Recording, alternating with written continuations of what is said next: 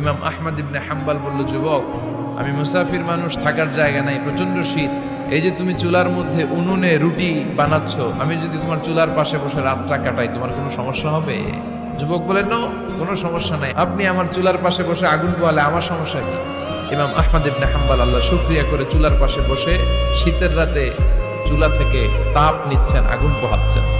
আর তিনি দেখতে লাগলেন যুবক আটা দিয়ে রুটি বানায় আর পরে আস্তাগফিরুল্লাহ, রুটির খামির বানায় আর পরে আস্তাগফিরুল্লাহ, রুটি বেলুন দিয়ে বলে এটারে চুলার ভেতরে ঢুকায় আর কি পড়ে আস্তাগফিরুল্লাহ।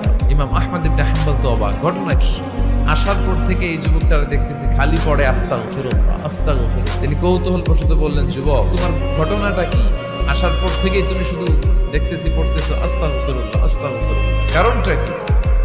যুবক বলে, আমি সবসময় ইস্তিগফারের সাথে আঠার মতো লেগে থাকি, আর লেগে থাকার